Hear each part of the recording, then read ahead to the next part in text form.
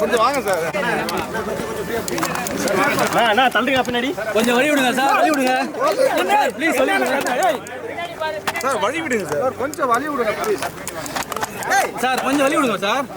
Sir கொஞ்சம் வழி விடுங்க சார். பின்னாடி போயிட்டு தான் இருக்கும் சார். கொஞ்சம் வழி விடுங்க சார். கை விடுங்க சார். கொஞ்சம் வழி விடுங்க. கையை விடுங்க சார். சார் வழி விடுங்க சார். வழி விடுங்க சார். ப்ளீஸ் வழி விடுங்க சார். வழி விடுங்க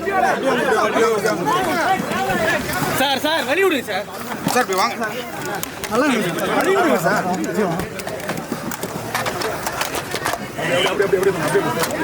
சார் கொஞ்சம் வழி விடுங்க. கொஞ்சம் வழி விடுங்க சார். வழி விடுங்க சார். ஜீவானா இங்கிட்டு வாங்க சார். வழி விடுங்க. கொஞ்சம் வழி விடுங்க. அப்படியே ஒரே சைடுல நில்லுங்க சார். சார் ஒரு சைடுல நில்லுங்க சார். ஒரு சைடுல நில்லுங்க. ஒரு சைடுல நில்லுங்க சார். வழி விடுங்க சார். ஒரு சைடுல நில்லுங்க. ஒரு சைடுல நில்லுங்க சார். ஒரு சைடுல வாங்க. ஒரு சைடுல வாங்க. கொஞ்சம் வாங்க. சார் ஒன் சைடு வாங்க. ஒன் சைடு வாங்க.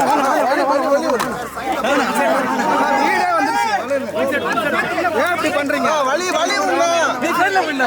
வலி நீங்க விட்டாதான் வலி வலி. ஒரு சைடு வாங்க. சார் ஒரு சைடு வாங்க. அப்படியே வாங்க. சார் மறைக்கறீங்க. ஒன் சைடா நீங்க மறைங்க. என்னடா வரோம் फ्रेंड्स. நீங்க மறைங்க. சைடுல வராங்க.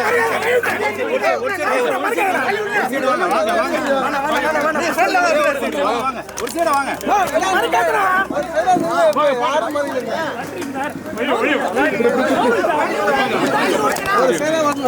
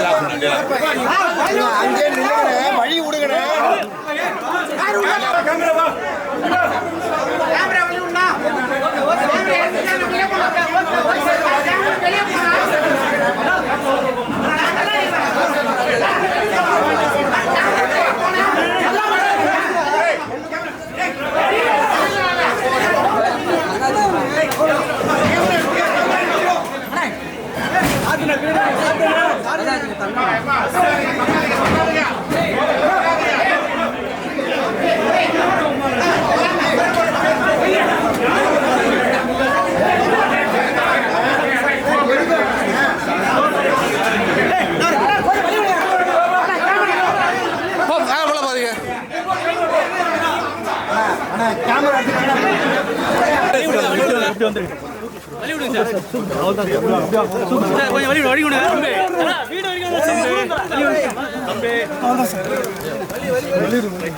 சாரி தளபதி.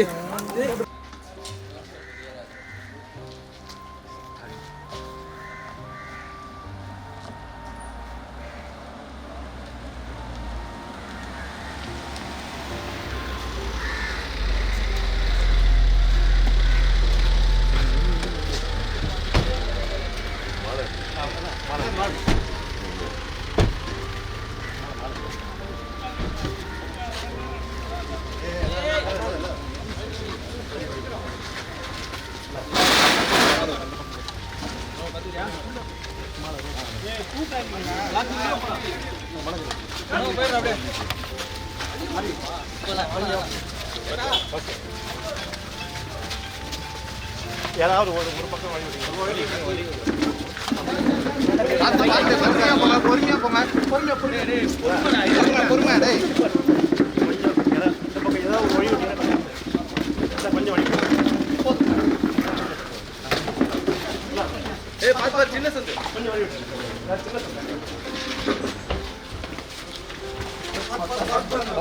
பொறுமையா கொஞ்சம்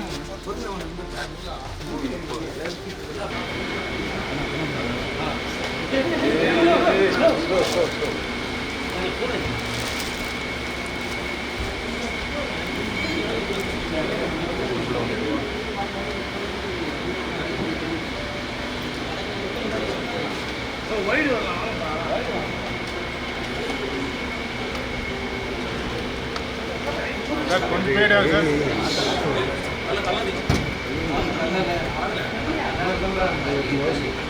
பிளாக் கொஞ்சம் பேர்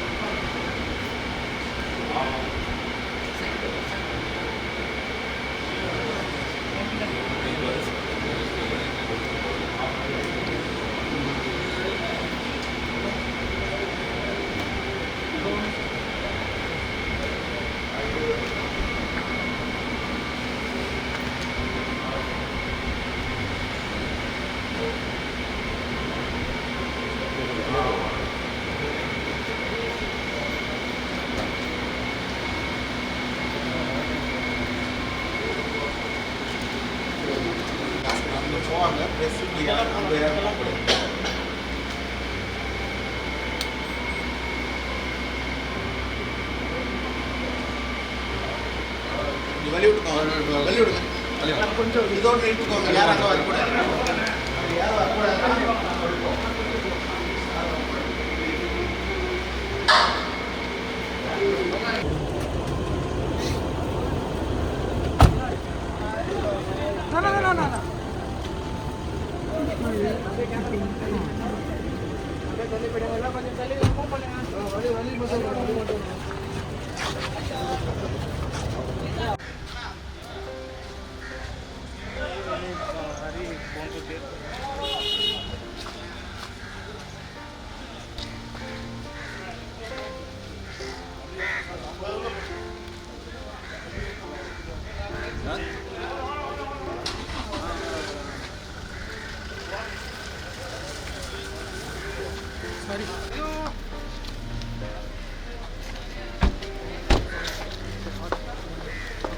கொஞ்சம் வழி விட்டுட்டு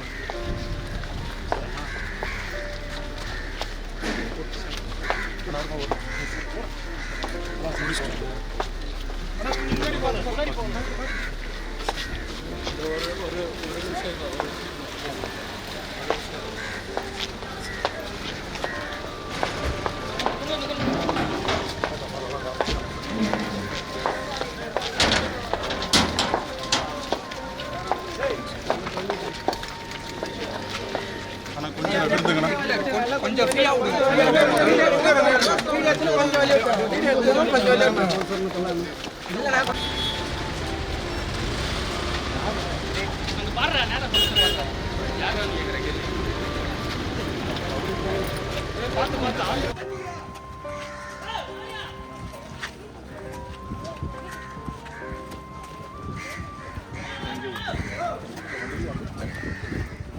அதுக்கே கூடாது வாங்க.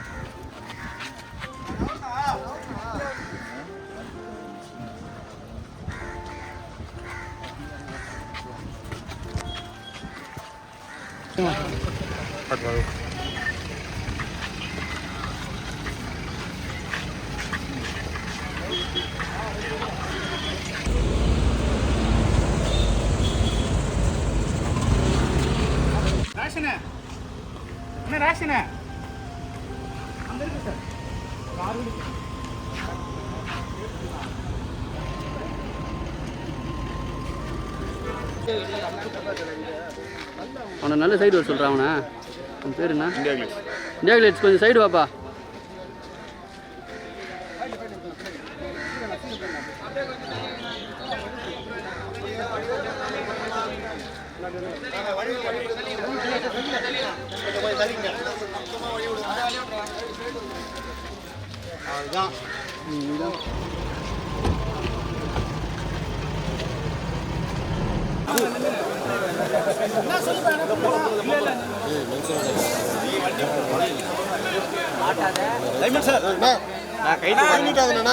கார் எடுங்கண்ணா.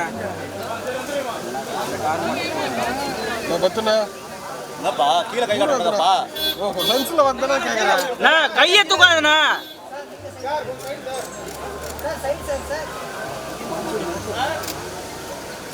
சார்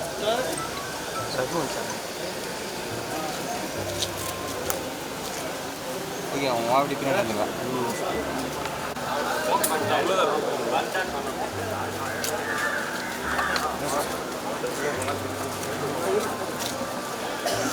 அண்ணா அண்ணா கொஞ்சம்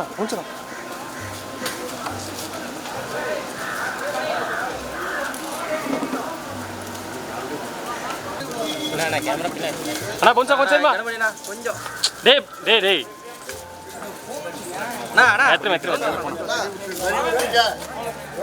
சைடா போடு.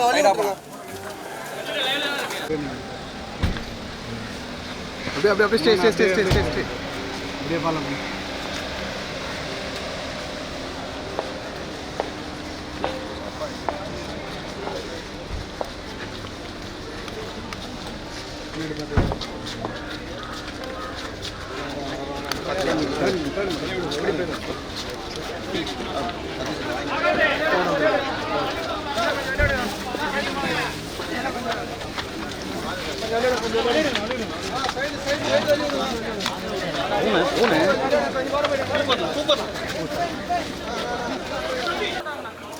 சார் கொஞ்சம் அண்ணா கேமரா தூக்காதீங்கண்ணா.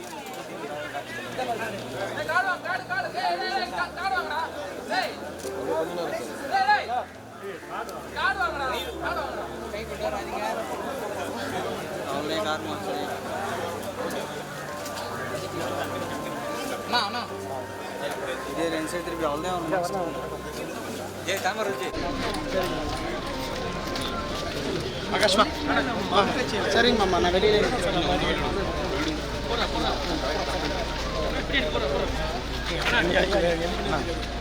இல்லை தம்பி இல்லை சிஸ்டோ ரொம்ப கெட்ட செய்தி வெளியிடுங்க. சரி, அவரோட பழகிய நாட்கள் தான்.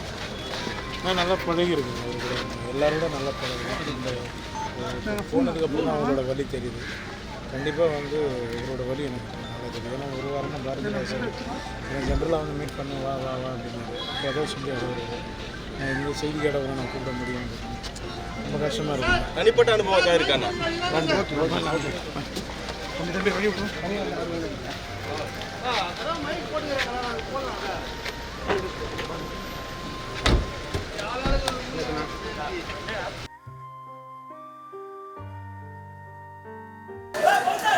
சார் சார் கொஞ்சம் சைடில் வாங்க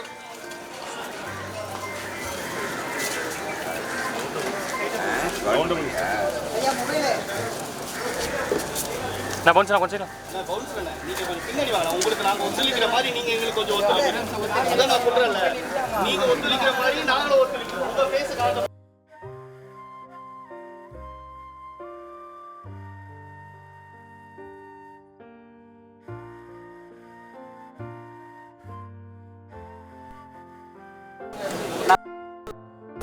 ஆனால் அங்கே வெளியில் போக சொல்லலாம், வெளியே போக சொல்லலாம், அங்கே வேணாம் சொல்லலாம்.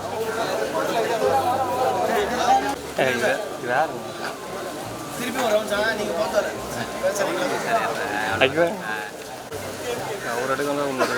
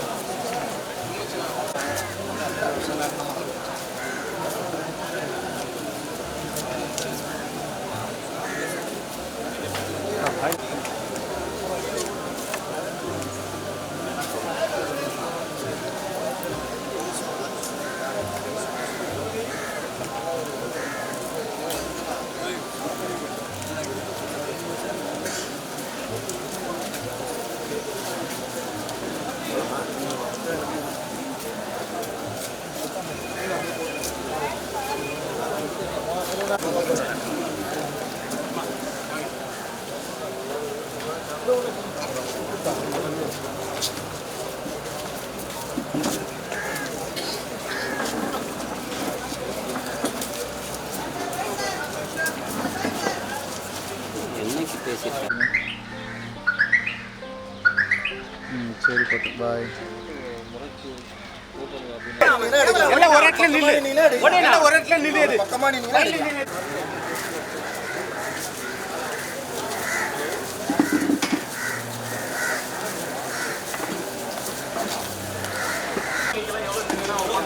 நான் ஏய் யாரா அவன்? போடா வரா. சொல்கிறேன்ல, எத்தனை வாட்டா சொல்கிறேன். சைடாக போய் உள்ள போய் உட்காந்துக்கலாம் அப்படி சொல்லுங்க.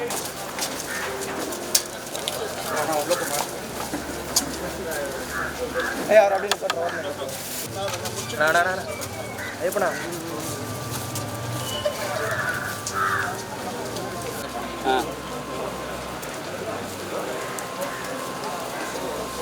சரி சரி.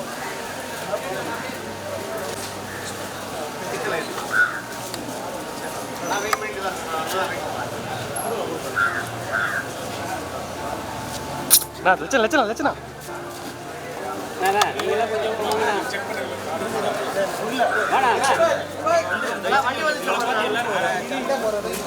அண்ணா கொஞ்சம் வர போன அண்ணா கொஞ்சம்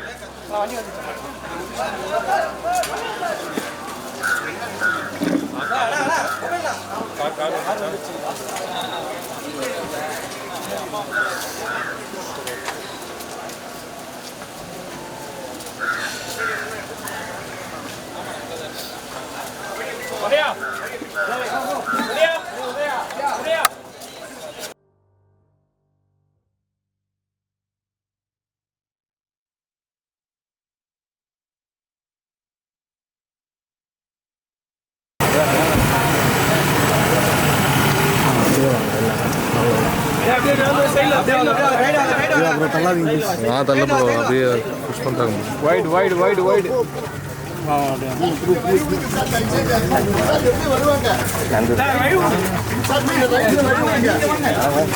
ஓனர் பின்னாடி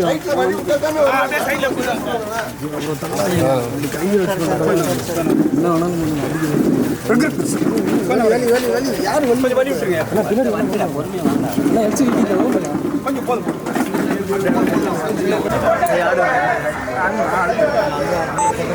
ஏய் முருகா முருகா பின்னாடி வந்துடா.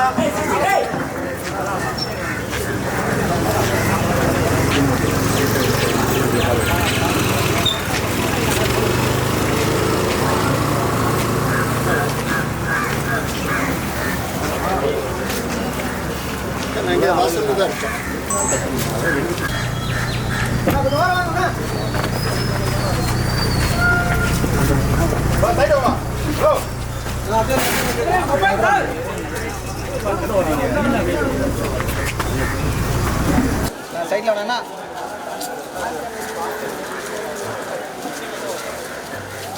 கொஞ்சம் மட்டும் டவுன் பண்ணுறாங்க எனக்கு பின்னாடி அம்மா வர்றாண்டா உள்ள போறீங்க சைட்ல வேணா கொஞ்சம் சைட்ல வேணா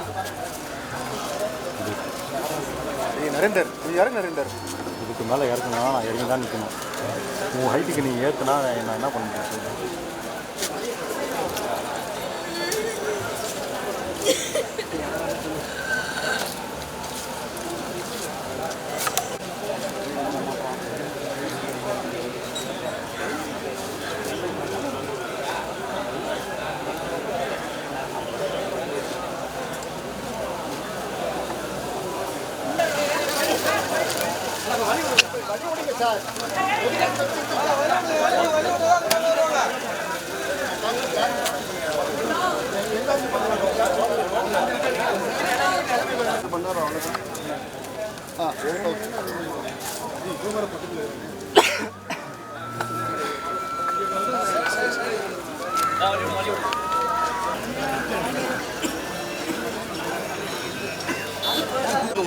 நாங்களும் போயிட்டு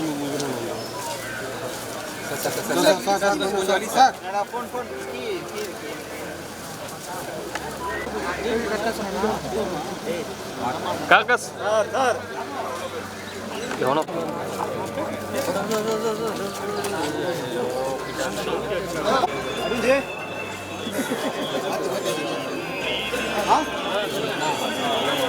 okay okay okay okay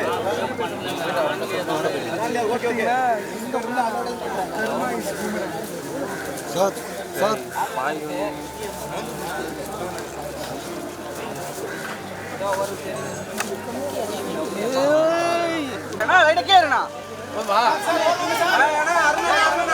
hello hello hello தம்பி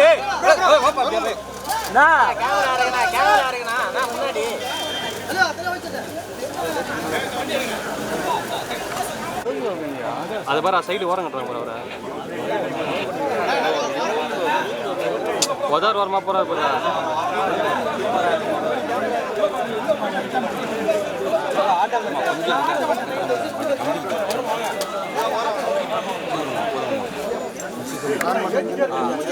முன்னாடி இருக்கிறவங்க பாவம் மறைக்கும்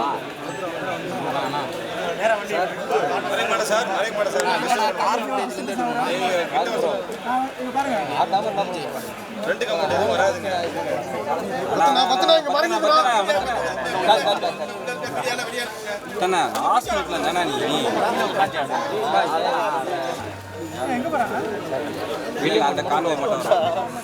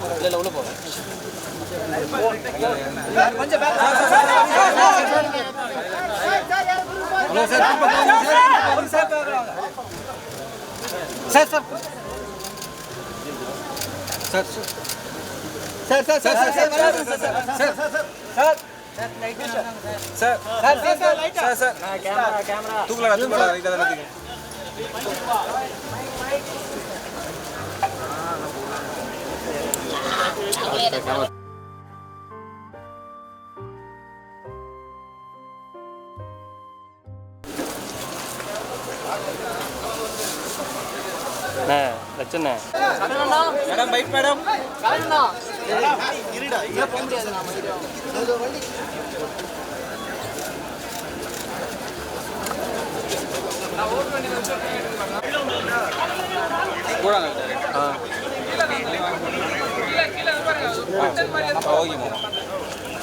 கொட்டு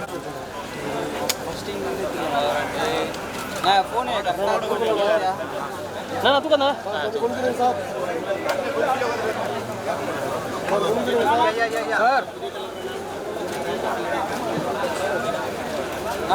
ஃபோன் மொபைல் கொஞ்சம் இறக்கிங்கண்ணே நான் மொபைலை கொஞ்சம் லைட்டாக கீழே இருக்கண்ணா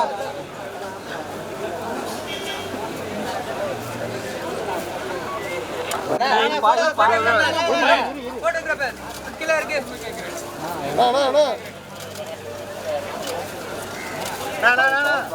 கேமரா மட்டும் தானே வரணும்னா நான் பின்னாடி நிற்காதீங்க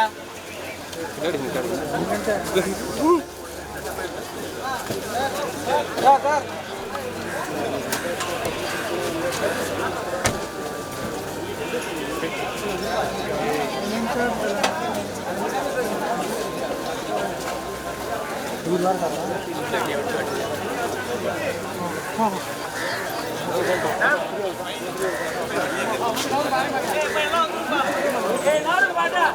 அவ்வளோதான்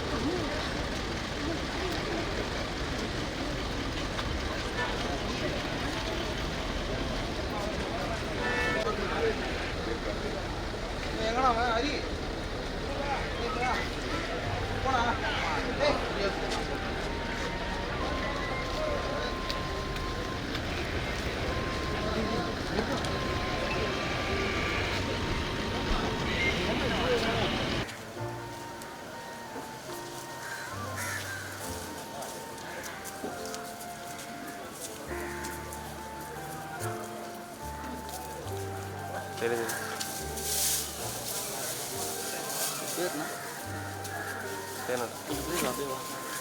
சைடு வாங்க சார் தொப்பி சார் ஓகே சார்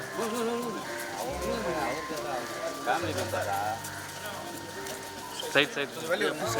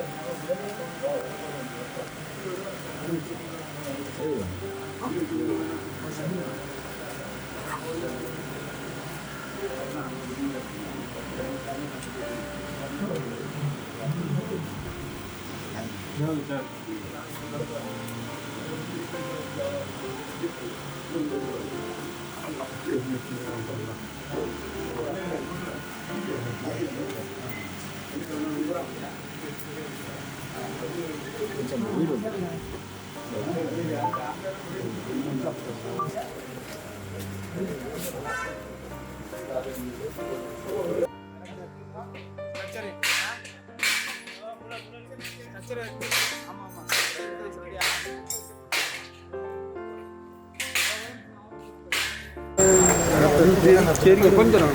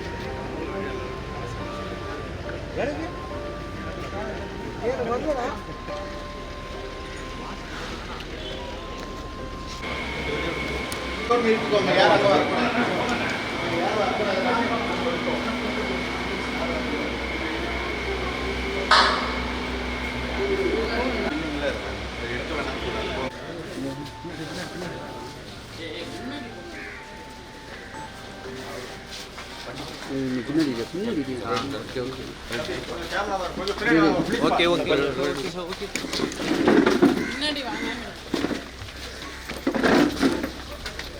பேட்டி சார் ஃபியூ வேர்ட்ஸ் சார்.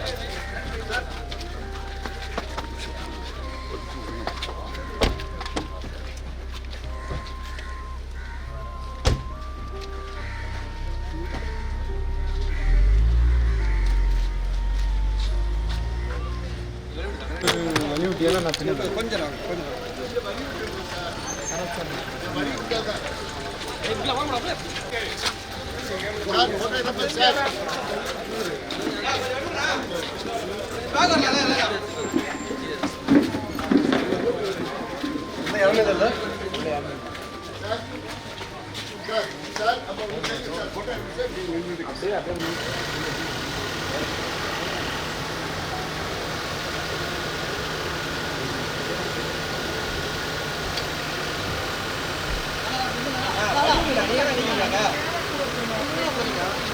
எல்லாமே பொறுமையாக இருக்கும்.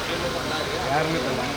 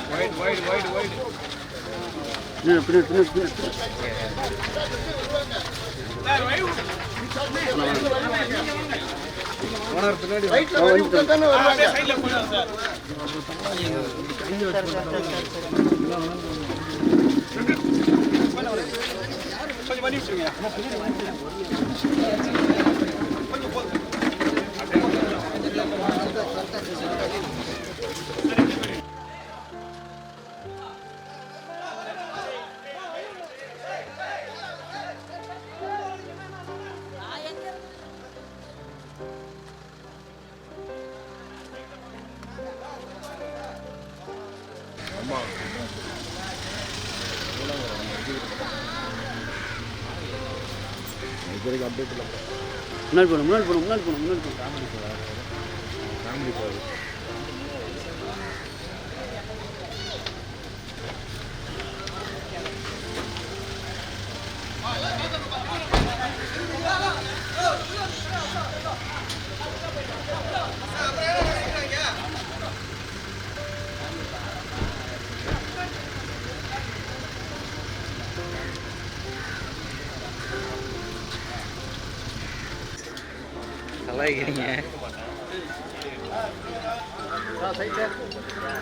உள்ள ஓடு.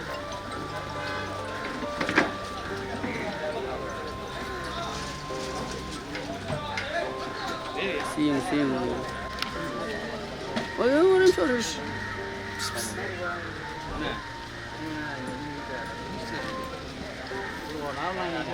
முன்னாடி வந்து இல்லை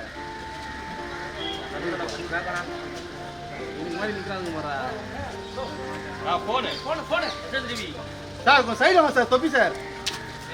நோ மூதமுண்ணா வலி விடுங்க.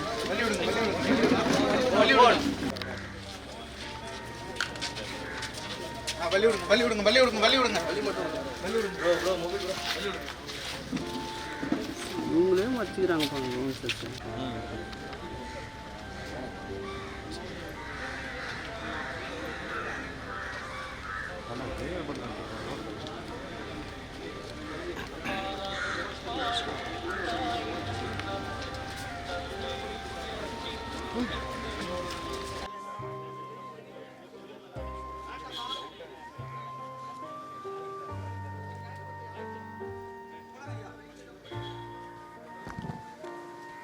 யாரும் யாருக்கும் ஆறுதல் சொல்ல முடியாத ஒரு சோகம் நிகழ்ந்திருக்கிறது. மனோஜ் என்ற இளைஞன் மறைந்திருக்கிறார். பாரதி ராஜா என்ற முதியவர் தேற்ற முடியாமல் தவிக்கிறார். ஓர் இளைஞன் மறைந்த சோகமும் ஒரு முதியவர் தேற்ற முடியாத சோகமும் இன்று நிகழ்ந்திருக்கின்றன. மனோஜ் ஒரு நல்ல கலைஞன். தன் வாழ்க்கை முழுவதும் கலை கனவுகள் கண்டு கொண்டிருந்த இளைஞன். அவரது மரணம் சற்றும் எதிர்பாராதது. பாரதி ராஜாவின் பாதி உயிராக திகழ்ந்த மனோஜ் பாதி வயதிலேயே காலமாகிவிட்டது எங்களுக்கு கண்ணீரை தருகிறது. பாரதி ராஜாவின் சோகம் மிகப்பெரியது. மகனே, எனக்கு நீ கடமை செய்ய வேண்டிய கடன் இருக்க உனக்கு நான் கடமை செய்வதாக காலம் தண்டித்து விட்டதே என்ற சோகத்தில் அவர் துடிப்பதை என்னால் உணர முடிகிறது. இந்த சோகத்திலிருந்து நாம் சில பாடங்களை கற்றுக்கொள்ள வேண்டியிருக்கிறது. ஒவ்வொரு பிறப்பும் ஏதோ ஒன்றை கற்றுக்கொள்ள வருகிறது. ஒவ்வொரு இறப்பும் ஏதோ ஒன்றை கற்றுக் கொடுத்து விட்டு போகிறது. மனோஜின் மரணம் கற்றுக் கொடுக்கிற செய்தி ஒன்று உண்டு என்றால் இதைத்தான் நான் கருதுகிறேன். கலைஞர்கள் தங்கள் உடலை கவனித்துக் கொள்ள வேண்டும். கலை வாழ்விலேயே தங்களை கரைத்து கொண்டவர்கள் உடல் குறித்த உணர்வையோ விழிப்புணர்வையோ பெறாதவர்களாக இருக்கிறார்கள். கலைஞர்கள் தங்கள் உடலை கட்டமைத்துக் கொள்ள வேண்டும், வாழ்க்கை முறைகளை வகுத்து கொள்ள வேண்டும் என்று மனோஜின் மரணம் நமக்கெல்லாம் கற்பித்து விட்டு சென்றதாகவே நாம் கருத வேண்டியிருக்கிறது. இந்த மரணம் இருக்கிறதே, அதற்கு கண் தெரியாது. காதலுக்குத்தான் கண் தெரியாது என்பார்கள். அதற்கு கூட கண் தெரிந்தாலும் தெரியும், இந்த மரணத்திற்கு கண் தெரியாது. முதுமை, மரணம், இந்த இரண்டு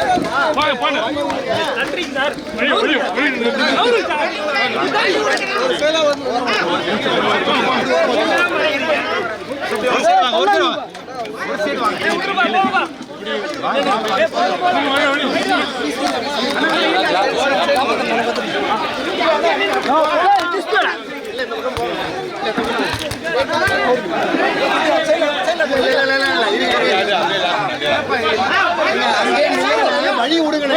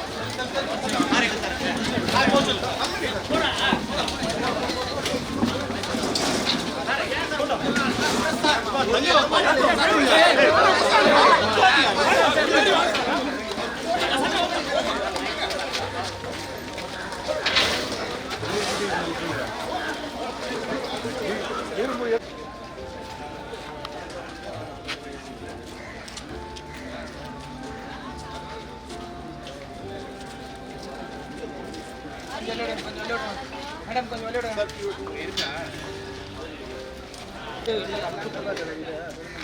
அவனை நல்ல சைடு வர சொல்கிறான். அவனை உன் பேர் என்ன? இந்தியா கிளேட்ஸ் கொஞ்சம் சைடு வாப்பா.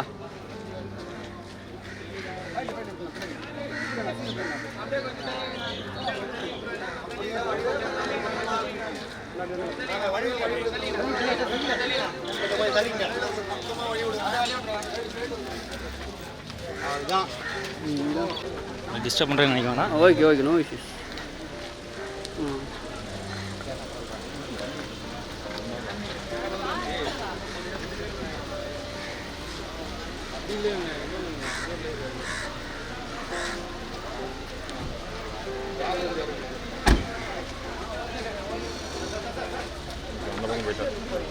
கொஞ்சம் மூவ் பண்ணி கொஞ்சம் மூவ் பண்ணி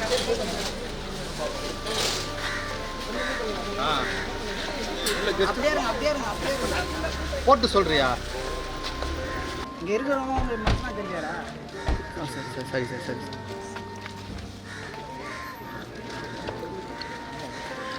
இது வேணும். இப்படி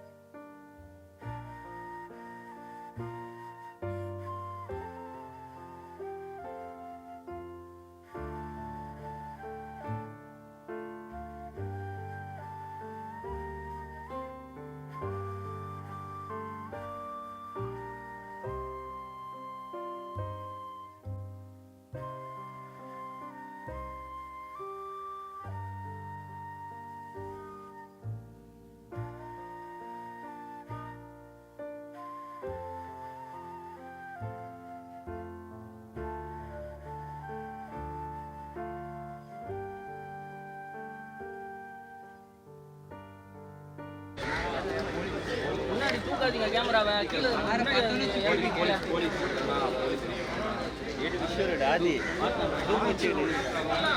அதுக்கு முன்னாடியே கொஞ்சம்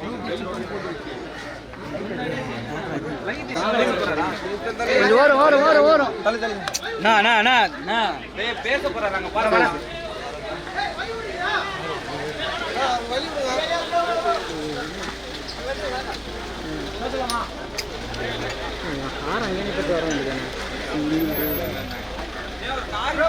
கார் பார்த்து வழி உண்ணா இங்கதான் வர போறாரு.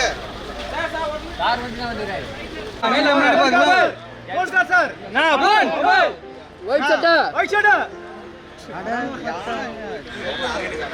சார் இப்ப தள்ளுங்க சார்.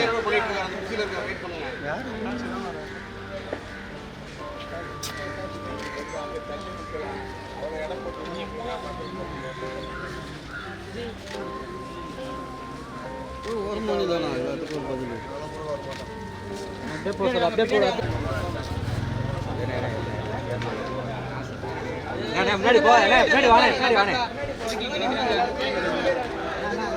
அப்படியே இருங்க, அப்படியே இருங்க, அப்படியே. சார் தள்ளுங்க சார்.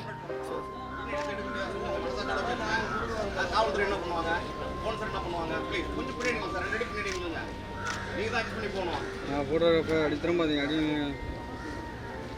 பின்னாடி நின்னா எக்ஸப்ட் பண்ண முடியாதான்னு கேட்குறேன் நான். வழி எப்படி போவாங்க, வழி எப்படி போவாங்க?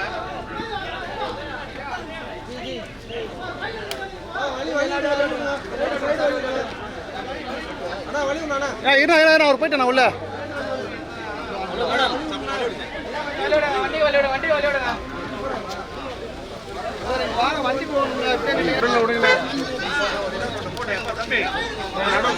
வழி விட்டு எடுங்களா, ரிலாக்ஸா நீங்க நவுந்தே போயிடுங்க. உங்களை யாரும் தடுக்கலாம் இல்லை, மெதுவா பின்னாடி போயிட்டு எடுங்க. வண்டி முன்னாடி ஒரு இறுக்கமான ஒரு சூழ்நிலை, எதிர்பார்க்காத ஒரு சூழ்நிலை ஏற்பட்ட நேற்று காலையில் தான் ராதிகா அவர்கள் பேசினாங்க. நான் வந்து தேனியிலேருந்து வந்தேன். மனோஜ் வந்து ஒரு ஸ்வீட் லிட்டில் பாய்ன்னு தான் சொல்லணும். உடம்பு சரியில்லை. நாங்கள் அப்புறம் நெப்போலியன்ட்ட பேசணும்னு சொன்னாங்க. அதை நெப்போலியன் நாங்கள் அந்த ஃபோன் போட்டு பேசினார் போல இருக்குது. இந்த மாதிரி ஒரு சடன் சும்மா அது நடக்கும்னு நான் எதிர்பார்க்கல. அண்ட் அதுவும் டைரக்டர் எப்படி இதை தாங்க போகிறாங்கன்னு தெரியல. பிகாஸ் ஒரு பெற்ற மகனை இழப்பது என்பது, நாம் இருக்கும்போதே நம் மகன்களையோ மகள்களையோ இழப்பது என்பது மிகப்பெரிய ஒரு கடினமான ஒரு சூழல். எங்கள் ஃபேமிலியில் எங்கள் அம்மா வந்து எங்கள் அண்ணன் இருக்கும்போது எப்படி இருந்ததோ அதே தான் அந்த ஃபீலிங். பட் அவங்க மீரா துயரத்தில் அப்போலேருந்து ஆழ்ந்துட்டாங்க. அதே மாதிரி எனக்கு டைரக்டர் வந்து எந்த வார்த்தைகள் சொன்னாலும் அவரை தேர்த்த முடியாது. காரணம், ஒரு மகனை இழந்து தவிக்கின்ற ஒரு தந்தையாக, ஒரு சிறந்த இயக்குநராக இருக்கிறவருக்கு எங்கள் ஆழ்ந்த இரங்கலையும் அவருடைய ஆன்மா, மனோஜுடைய ஆன்மா சாந்தியுடைய எல்லாம் இறைவனை வேண்டி விடைபெறுகிறேன். நன்றி, வணக்கம். வணக்கம். தம்பி மனோஜுடைய மறைவுக்கு என்னுடைய ஆழ்ந்த இரங்கல்களை பாரதி ராஜா சார் குடும்பத்துக்கும் திரையுலகத்தினருக்கும் தெரிவித்துக் கொள்கிறேன். தாங்க முடியாத துயரம், ஆழ்ந்த இரங்கல்கள்.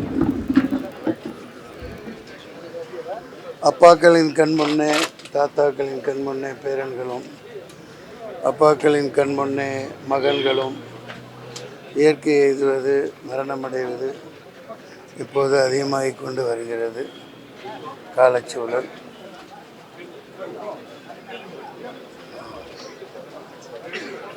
காசிகா புராதிநாத கால பைரவம் பஜி.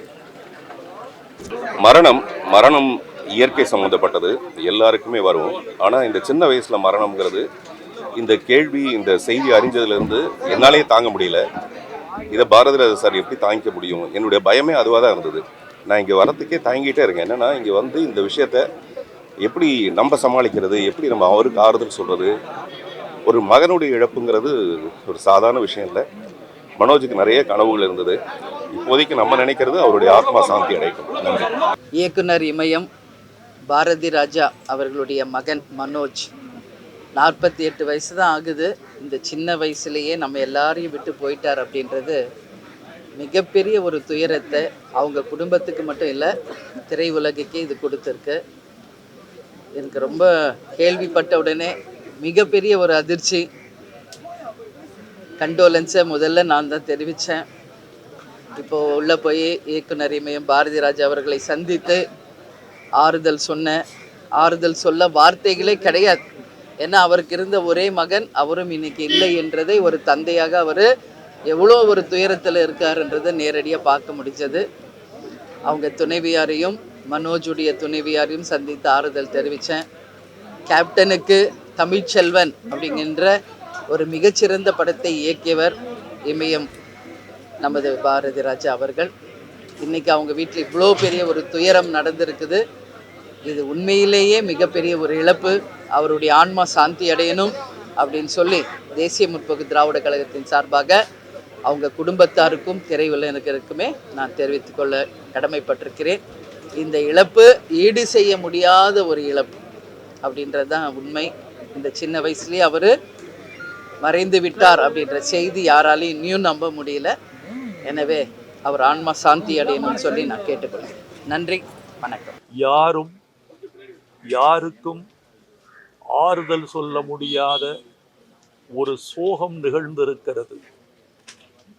மனோஜ் என்ற இளைஞன் மறைந்திருக்கிறார்.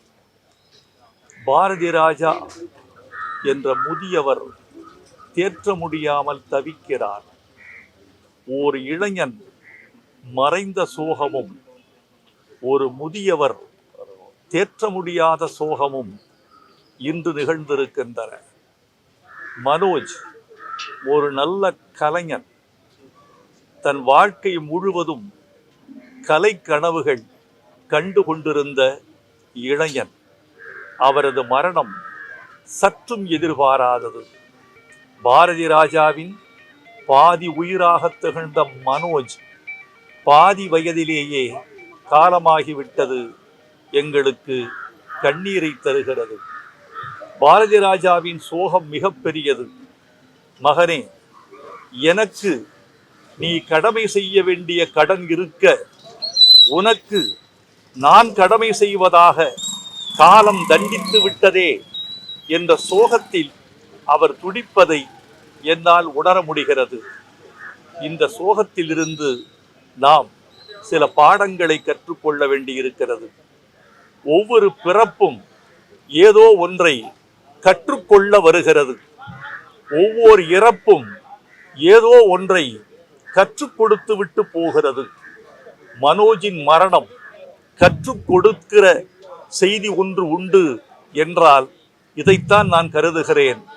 கலைஞர்கள் தங்கள் உடலை கவனித்துக் கொள்ள வேண்டும்.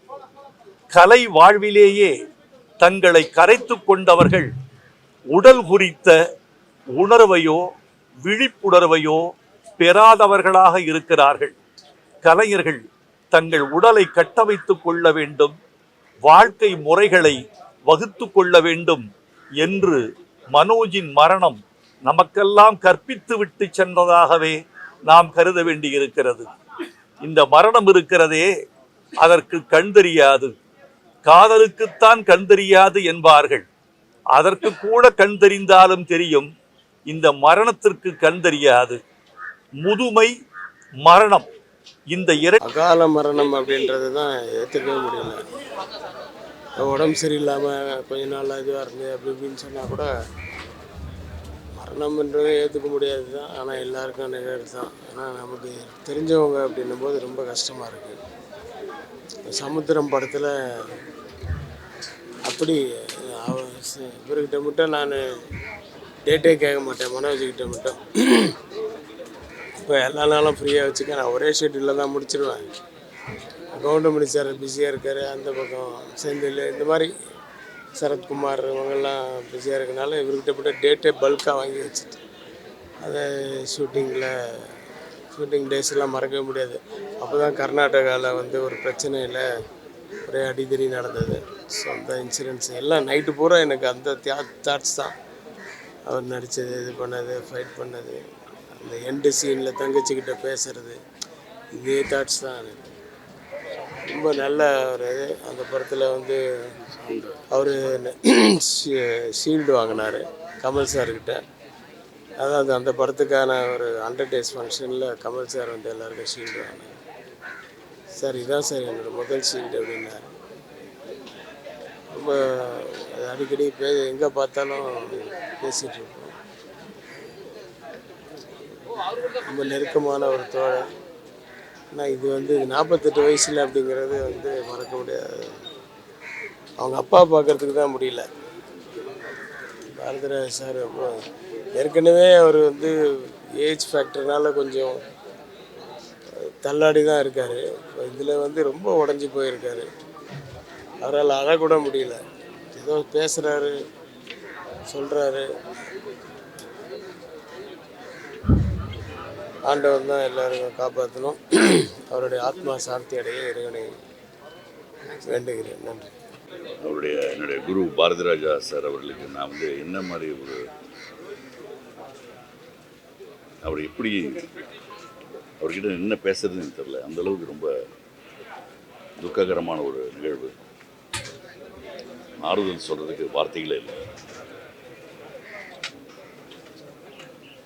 அவரோட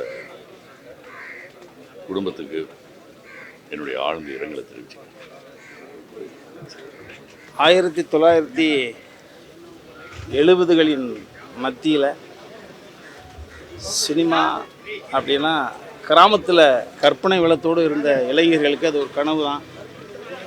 உங்களுடைய கனவெல்லாம் நனவாக்க முடியும்பா அப்படின்னு ஒரு மனிதன் தான் பார்த்த வேலையை விட்டுவிட்டு ரிஸ்க் எடுத்து ஒரு மனிதன் இங்கே வந்து கால் ஊன்றி ஒரு ஆலமரமாக இருந்து அடுத்த தலைமுறைகளுக்கு பதட்டம் இல்லாமல் கிராமத்திலிருந்து பயணப்படுத்தி இங்கே கொண்டு வந்து நிறைய இளைஞர்களுடைய கனவை நனவாக்கி நிறைய குடும்பங்களுக்கு நிம்மதி கொடுத்த ஒரு மனிதர் பிதாமகர் பாரதிராஜா சார்.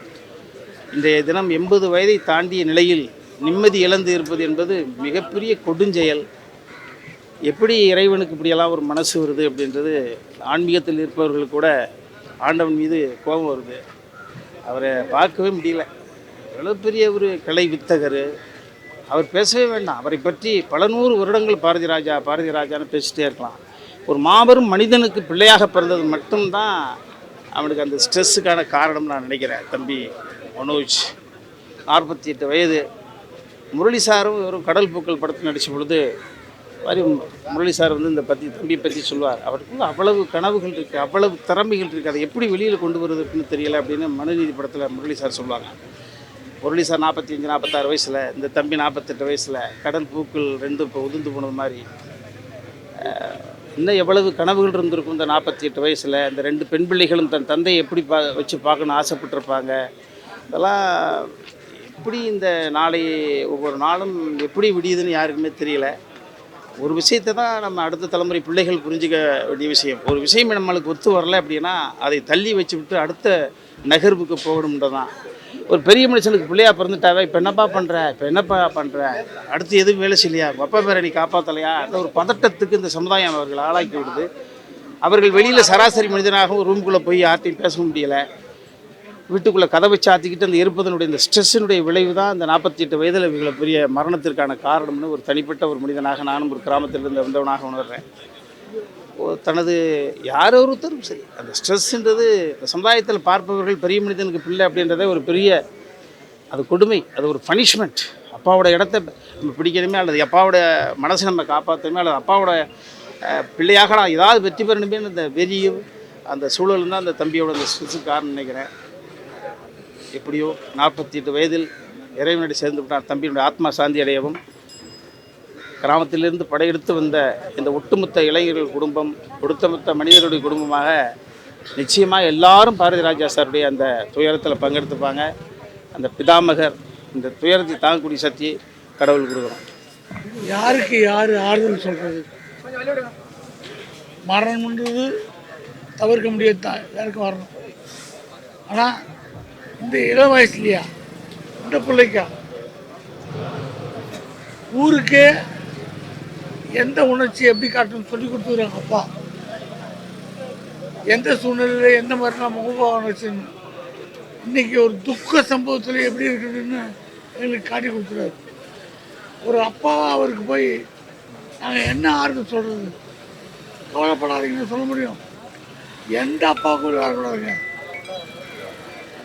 இந்த வயசில் மரம் வரக்கூடாது.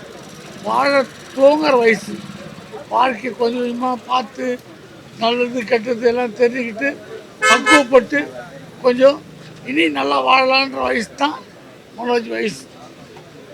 பக்குவப்பட்ட பையன் எனக்கு ரொம்ப பிடிக்கும். இவ்வளோ பெரிய ஆள், அவ்வளோ பெரிய டேரக்டருடைய பையன் நம்மகிட்ட எவ்வளோ எளிமையாக பேசுகிறாரு. சார் இப்படி சார் ஜாலியாக பேசல, ரொம்ப எனக்கு அவ்வளோ சந்தோஷமாக இருக்கும்.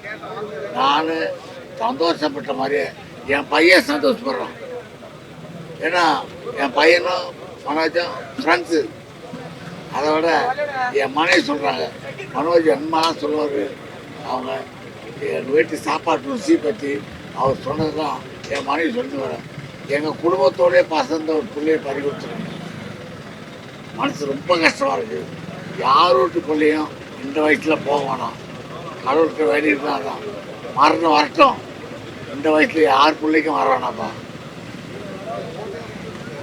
பெருமதிப்பிற்குரிய இயக்குனர் இமயம் அண்ணன் பாரதிராஜா அவர்களுடைய மகன் மனோஜ் அவர்கள் மறைவு நேற்று இரவு தான் நான் நல்ல தூக்கத்தில் இருக்கும்போது கேள்விப்பட்டேன். எனக்கு புரியல சட்டுன்னு என்னென்னு.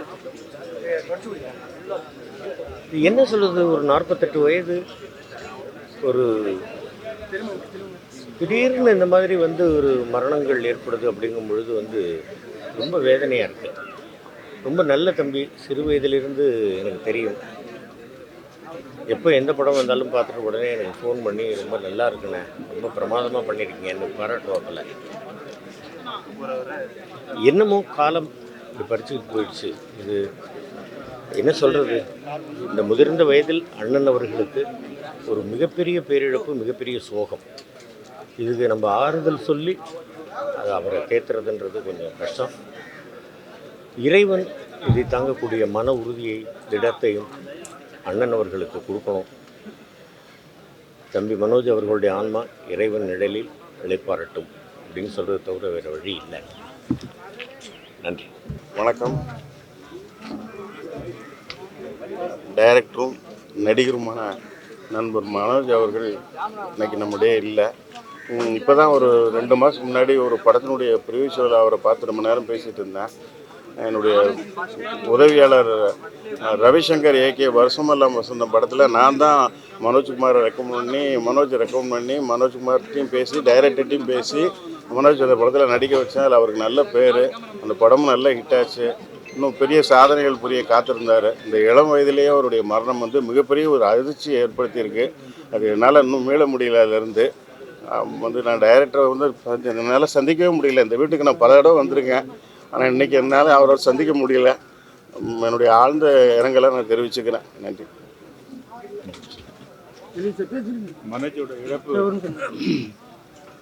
மனோஜோட இழப்பு தாங்க முடியாத ஒரு விஷயம். அதை விட டைரக்டருக்கு எந்த வகையில் நம்ம ஆறுதல் சொல்கிறதுன்னு எனக்கு புரியல. இறைவன் தான் டைரக்டரை காப்பாற்றணும். அனைவருக்கும் வணக்கம். சார் சொன்ன மாதிரி ஒரு நல்ல நடிகராகவும் ஒரு இயக்குனராகவும் வளம் வந்துட்டு இருக்காரு. சீக்கிரமாக அவர் சிவப்புராஜாக்கள் 2 படம் இயக்கிறதா இருக்காரு. அது சம்மந்தம் அவங்க கூட டிஸ்கஸ் கூட பண்ணார். சமீபத்தில் அவருக்கு இருதய ஆப்ரேஷன் ஒன்று நடந்தது. அதுக்கப்புறம் அவர் பார்க்கணும் முயற்சி பண்ணால் அதுக்குள்ள இப்படி ஒரு இடி மாதிரி ஒரு செய்தி இறங்கியிருக்கு. எடியில் என்ன சொன்ன மாதிரி நம்ம என்ன ஆறுதல் சொல்கிறது, அப்பா உயிரோட இருக்கப்போ புள்ள தவறிட்டா அந்த வலியும் வேதனையும் சொல்ல முடியாத ஒன்று. எவ்வளவோ கஷ்டங்களை தாங்கின அப்பா பாரதிராஜா அவர்கள் இதையும் கடந்து நல்லபடியாக வரணும் நான் இறைவன் வேண்டிய. எல்லாருக்கும் வணக்கம்.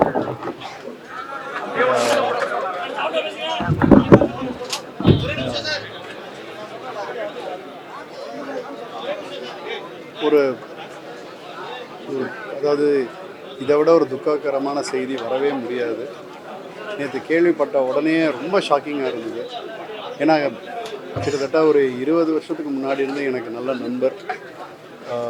ரொம்ப எப்போவுமே ஒரு சிறுத்த முகத்துடன் நல்லபடியாக பேசிக்கிட்டு நல்லா எல்லாரையும் அரவணைச்சிட்டு இருக்கக்கூடிய ஒரு நல்ல நண்பர், நல்ல நடிகர். அவரோட எனக்கு ஈரநிலம் படத்தில் நடிக்கிற வாய்ப்பு கிடச்சிது. ஸோ அந்த ஷூட்டிங் ஸ்பாட்டில் நான் நிறையா விஷயங்கள் பகிர்ந்துருக்காரு. அதே மாதிரி இப்போ ரீசெண்டாக கூட மீட் பண்ணிலாம் பேசிக்கிட்டு இருந்தோம். ஸோ இந்த ஒரு இதை எப்படி தாங்கிக்கிறதுனே தெரியல. 48 வயசுலாம் ஒரு வயசே இல்லை. இது உண்மையிலே ரொம்ப ரொம்ப ரொம்ப துயரமான ஒரு விஷயம். இது ஜீரணிக்க முடியாத ஒரு விஷயம். ஸோ எப்படி இதை விட்டு அவங்கெல்லாம் வெளியில் வர போகிறாங்கன்னு தெரியல. நாங்கள் எல்லோரும் எப்படி இதை விட்டு மீள போகிறோன்றதும் தெரியல. ரொம்ப ரொம்ப வருத்தமாக இருக்குது. இயக்குனர் இமயம் பாரதிராஜா அவர்கள் முதல்வன் மனோஜ் இன்று நம்ம எல்லாம் விட்டு பிரிந்து சென்று விட்டார். பாரதிராஜா அவர்களை கிட்டத்தட்ட 60 ஆண்டுகளாக நாங்கள்லாம் சினிமாவுக்கு முயற்சி பண்ணிட்டு இருந்த காலத்துலேருந்து அவருக்கும் கல்யாணம் ஆகலை, எனக்கு கல்யாணம் ஆகலை. நான், இளையராஜா பிரதர் பாஸ்கர், பாரதிராஜா அவங்கெல்லாம் சென்னை மாம்பழத்தில் சந்தித்து அந்த காலத்திலேருந்து இன்று வரை நல்ல முறையில் அதை கொண்டு வந்தோம். பாரதி ராஜா அவர்களுக்கு மனோஜ் ஒரே பையன் ஒரு பொண்ணு. போன வருஷம்தான் மனோஜோட நான் ஒரு படம் ஹைட் பண்ணேன், வேலூரில் ஷூட்டிங். ரொம்ப நாளைக்கு அப்புறம் அவரை சந்தித்து அந்த படப்பிடிப்பில் 2 பேரும் ஹைட் பண்ணோம். அப்போ என்னை அங்கிள் தான் கூடுவார். இப்போ சொன்னார், அங்கிள் எனக்கு அப்பா எல்லாமே சம்பாதிச்சு வச்சுருக்காரு, வசதிகள் இருக்குது, வருமானம் இருக்குது, ஆனால் மனோஜா நான் என்ன சாதிக்கணும் அப்படிங்கிறத தான் யோசிச்சுட்ருக்கேன், நிச்சயமாக நான் சாதிப்பேன்னு சொன்னார். சாதனை சொல்லுன்ட்டு எல்லாரையும் வேதனையில் இன்னைக்கு நிலைமை ஏற்படுத்திட்டு இருக்கார். பாரதி ராஜா அவர்களை போய் பார்க்கும்போது ரொம்ப சங்கடமாக இருக்குது. அவருடைய பிள்ளையை பறி கொடுத்து அவர் எப்படியெல்லாம் வர வேண்டும் வாழ வேண்டும் என்று நினைத்தார்களோ அதற்கெல்லாம் இறைவன் வாய்ப்பு கொடுக்காமல் சிறிய வயதிலேயே 48 வயசு, இது ஒரு சாகர வயசே இல்லை, எவ்வளவோ சாதிக்கணும்னு நினைச்சவர் இன்னைக்கு நம்ம எல்லாம் விட்டு பிரிஞ்சு விட்டார். பாரதி ராஜா அவர்களுக்கும் பாரதி ராஜா அதாவது மனோஜனுடைய துணைவியார் 2 குழந்தைங்க ஷூட்டிங்கில் இருக்கும்போது சொன்னார், அங்கிள் நான் என்னுடைய ஒய்ஃபு என்ன சொல்கிறாங்கன்னு என்னை கவனிச்சிட்டே இருப்பாங்க, நான் என்ன பண்ணுறேன் அப்படின்னு. அவங்க தான் எனக்கு தாய்க்கு பின் தாரன்றது மாதிரி எங்கள் அம்மாவுக்கு அப்புறம் என்னை ஒரு குழந்தை மாதிரி பார்த்துக்கிறாங்கன்னு சொன்னார். அப்படியெல்லாம் பல கனவுகளை கண்டு அவரால் முடிஞ்ச சாதனை செஞ்சாலே தவிர அவர் நினைச்ச சாதனையை நிறைவேற்ற முடியவில்லை. இறைவன் நம் இடத்தில் பிடித்து விட்டார். அவரை இழந்து வாடுகின்ற தந்தையார் பாரதி ராஜா அவர்களுக்கும் அவங்க தாயாருக்கும் துணைவியாருக்கும் குழந்தைகளுக்கும் என்னுடைய ஆழ்ந்த அனுதாபத்தை தெரிவித்துக் கொண்டு மிக வருத்தத்துடன் விடைபெறுகிறேன்.